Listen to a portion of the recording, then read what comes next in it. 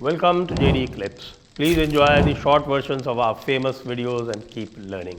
And don't forget to subscribe. In president वाली बात है, इसमें कई सारे पेज है, कई सारी कहानियां हैं, कम से कम 8 से 10 पहलू है जो सामने आए हैं। कल अगर आप देखें, सबसे पहली बात है कि 4 वीआईपीज को आपने एक हेलीकॉप्टर में कैसे डाल दिया। ये प्रोटोकॉल ही नहीं है। एक वीआईपी एक हेलीकॉप्टर में जाता, ज्यादा से ज्यादा 2, 4 वीआईपी आपने एक हेलीकॉप्टर में बिठा दिए। दूसरी बात, ये कहते हैं जी मौसम खराब था, धुंध थी, वो थी, पर अगर आप फोटो देखें जब हेलीकॉप्टर टेक ऑफ करता बिल्कुल साफ था, कोई दिक्कत नहीं। तीसरी बात, हेलीकॉप्टर जब लैंड करते 3 का काफिला था, 2 लैंड करते, 1 लैंड नहीं करता, ये कैसे हुआ। चौथी बात, अगर हेलीकॉप्टर में कोई दिक्कत आ गई तो आपके पास सैटेलाइट फोन है, आपके पास एसओएस बीकन है, आपके पास फ्लेयर्स है, हेलीकॉप्टर ने कोई इंडिकेशन नहीं दी, अचानक गायब हो गया। ये चौथी बात है। पांचवी बात, ये जो बताया जाता है एआईआर बेल का ये हेलीकॉप्टर है, लोगों का कहना है ये 30-40 साल पुराना हेलीकॉप्टर है। तो क्या 40 साल 30 साल पुराने हेलीकॉप्टर में प्रेसिडेंट को बिठाया जाता है। पांचवी बात, इसके स्पेयर्स आप बेल से नहीं ले रहे थे, अल्बानिया या चाइना के थ्रू या ब्लैक मार्केट थ्रू आप इनके जुगाड़ स्पेयर ले रहे थे। मतलब मोटा मोटा इस हेलीकॉप्टर की मेंटेनेंस लगभग चाइनीज स्पेयर से हो रही थी। तो क्या आप राष्ट्रीय अध्यक्ष को चाइनीज स्पेयर्स, फर्जी स्पेयर्स में मेंटेन होने वाले हेलीकॉप्टर पे बिठाते हैं। पहली बात तो ये है। छठा पॉइंट इसमें आता है, घंटों तक इन्होंने ये नहीं बताया कि वो, पहले इन्होंने बोला हेलीकॉप्टर ने जी हार्ड लैंडिंग की है, फिर उन्होंने बोला हेलीकॉप्टर मिसिंग है, 13-14 घंटे बाद इन्होंने बोला नहीं जी हेलीकॉप्टर मिल गया एंड ही इज नो मोर। बीच में इन्होंने खबर चलाई कि वहां से हेलीकॉप्टर से 2 लोगों ने संपर्क किया जी, इनके जो डिप्टी वाइस प्रेसिडेंट जो है उन्होंने खबर चलाई कि 2 लोगों ने संपर्क किया, फिर कहने नहीं ऐसा कुछ हुआ नहीं। अब रशियन मीडिया का देखिए, इसी दौरान रशियन मीडिया, फिर इन्होंने एक और खबर चलाई जी वहां बहुत धुंध थी। भाई अगर धुंध थी तो तीनों हेलीकॉप्टरों के लिए थी ना, इसके लिए क्यों थी। और ये हेलीकॉप्टर बिल्कुल पत्थर की तरह गिर गया विदाउट मेकिंग अ नॉइज, ये एक संदेहास्पद चीज है। फिर रशियन मीडिया से खबरें चलती है संजय सर की एक शोल्डर हेड मिसाइल से इसको हिट कर दिया गया है।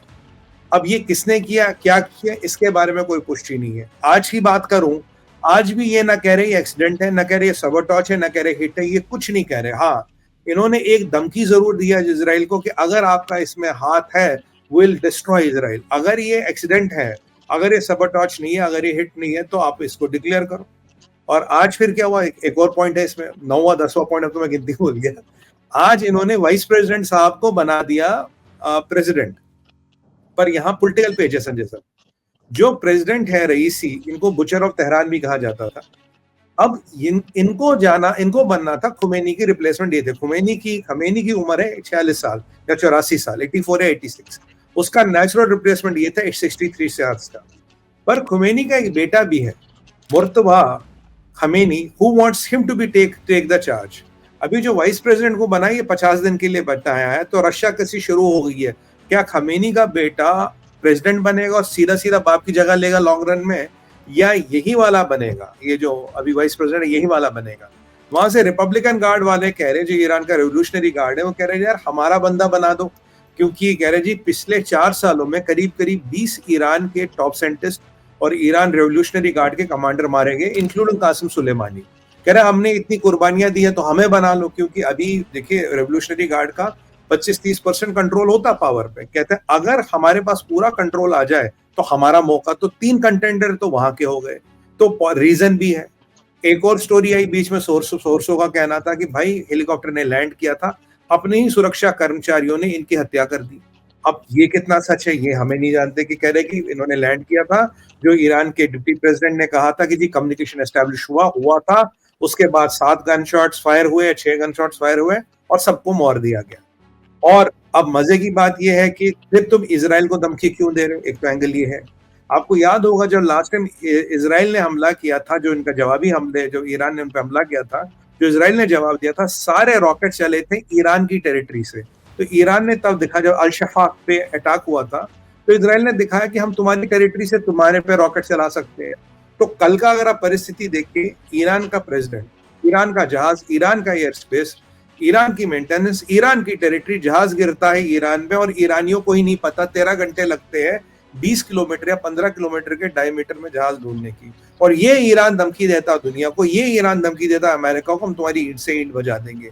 और इन्होंने रशिया की भी मदद ली, इन्होंने टर्की की भी मदद की। मतलब पूरा उम्मा जुड़ गया था हेलीकॉप्टर को ढूंढने में। कि मतलब कुछ तो मिल जाए। तो और सबसे इंपॉर्टेंट पॉइंट जो मैंने लास्ट के लिए रखा था, मैंने बोला था ईरान के एक लॉ मेकर ने, संजय सर, एक आरोप लगाया। उसने बोला कि जी रईसी साहब पाकिस्तान गए थे न्यूक्लियर बम का सौदा करने, हमें पाकिस्तान से ब्लूप्रिंट मिल गया है और अब हम न्यूक्लियर बम बनाएंगे, और ये चाइना के कहने पे पाकिस्तान ने हमें ये टेक्नोलॉजी दी। आपको याद होगा जब रईसी 3 दिन के लिए पाकिस्तान गए थे, तभी सऊदी भी पाकिस्तान आए थे। उसी दौरान शहबाज शरीफ गया था चाइना क्या करने, सॉरी नवाज शरीफ चाइना गया था, क्या करने गया था। फिर ईरान के कुछ लोग, ईरान के एक बड़ा जनरल चाइना गया था नवाज शरीफ के साथ, वो क्या करने गया था।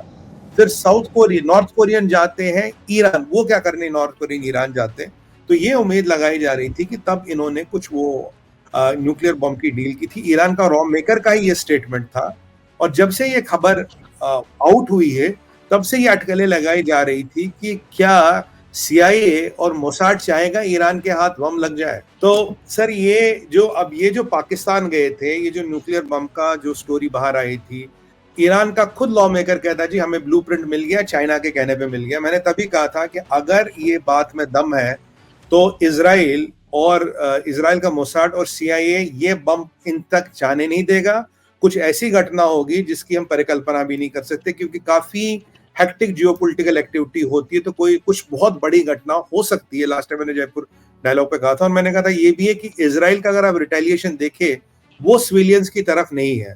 और इजराइल का और अमेरिका का स्टाइल देखे, IRG के ब्रिगेडियर हो, टॉप न्यूक्लियर साइंटिस्ट हो, कासिम सुलेमानी हो, प्रेसिडेंट और फॉरेन मिनिस्टर हो, मतलब एक पॉइंटेड रिटेलिएशन होता। वो मतलब इन ईरानियों की तरह लोगों पे मिसाइलें नहीं चलाते, बल्कि उन्होंने एक पॉइंटेड रिटेलिएशन किया। उस पॉइंटेड रिटेलिएशन में अब ईरान का प्रेसिडेंट गया, ईरान का फॉरेन मिनिस्टर गया, उस प्रोविंस का गवर्नर गया, एक मौलाना साहब जो बैठे थे वो भी गए।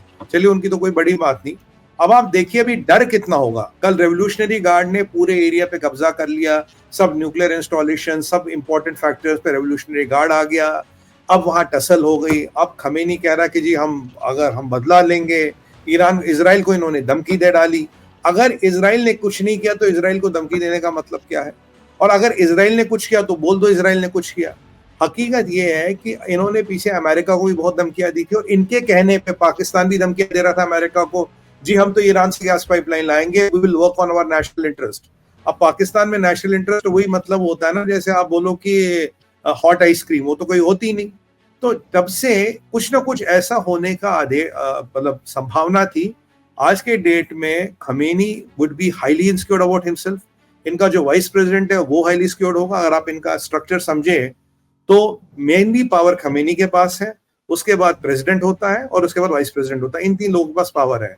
अब वाइस प्रेसिडेंट और खमेनी के बेटे में पावर टसल है, कौन बनेगा, कौन बनना चाहिए। रेवोल्यूशनरी गार्ड वाले कहते हैं यार हमने 20 लोग खोए, हमारे यहाँ का किसी को बनाओ।